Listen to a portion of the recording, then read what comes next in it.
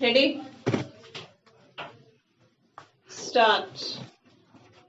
Madam, the second point is in regard to taxes under Article 269, whether we have referred the matter for the consideration of the 8th Finance Commission. We have referred it, and the 8th Finance Commission will explore the possibility, the scope of this particular area, whether we can increase the revenues of the states. I do agree with the observation made by the honorable members. That is a very important area on which the states are dependent. If you look at the figure which we are having as sales tax revenue, you will find that from the figure of rupees 965 crores in 1972, I am talking of all the states taken together. Sales tax revenue has gone up today to rupees 4,000 crores. So it is not simply possible to do away with it, and that is not the intention of the government of India. When we had the conference of the state chief ministers, it was not our intention to put the state governments to difficulties. We assured them that we would fully compensate what they are getting today, and that not only we are going to give them fullest compensation, but at the same time we will see that there is a regular growth in it. Simply, it is not merely the monetary consideration. After all, the state governments thought that this is an area in which they are the masters, and why should they like to part with that power? But on the other hand, those who are strongly advocating abolition of sales tax have a point, because it is so much misused. There is so much evasion, avoidance and irritation. Therefore, I do not say that there is no point from either side. The committee, which is working under the chairmanship of Pandit Kamalapati Tripathi, is not to abolish sales tax. It is to bring 5 other specific items which are agreed upon at the state chief ministers conference within the purview of additional excise.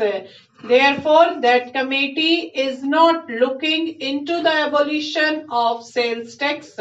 We provided various alternative suggestions to the state chief ministers, that instead of the present sales tax structure, we can have some type of additional excise duty or some other type of duty which will protect the state's interests, would ensure the present revenues, and would take care of prospective growth, but at the same time would be less irritant, less cumbersome and less tortuous, and we have not yet been able to convince the state governments till now. The original proposal was on the entire structure, but when they did not agree, thereafter it was decided that at least these 5 items of importance should be brought within the purview of the additional excise duty in lieu of the sales tax. This is the position, but I do feel that a stage has been reached when we shall have to say thus far and no further. It is true this is an area of concern, but at the same time, if you find that on certain items the sales tax is 20% when the excise duty is 8 to 9%, then it would appear to be almost exorbitant. I would not like to go into the other aspects which have been mentioned by some of the honorable members. Only one point I would like to submit most respectfully for the consideration of the honorable members. I have not stopped after taking the responsibility of rupees 1700 crores on my own hand, and I know all the honorable members would catch hold of me when I present the next year's budget and say why your deficit has gone up so much. I projected my deficit at rupees 1365 crores, but by one stroke of pen, by taking the responsibility of the state governments, it has increased by more than rupees 1700 crores. I have worked out the overdrafts which stood on 31st March 1982, and I discussed with the chief ministers. I am afraid none of the chief ministers shared your views, not even the chief minister of West Bengal. He wanted that it should be over a period of 7 years. Moratorium should be for a period of 7 years. I have given a period of 7 years.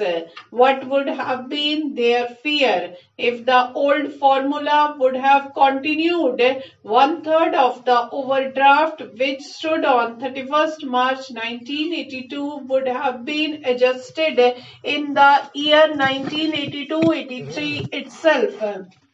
Instead of that, he is not to pay anything in this year also, and he is not to pay anything in this year also, and he is not to pay anything in the coming year.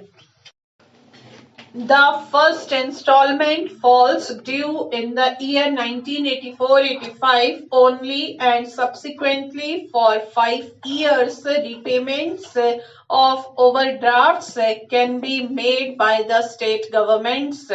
In case any state government fails to make payment because of compelling reasons, waiver of the overdue amount can be considered on case-to-case basis. Stop.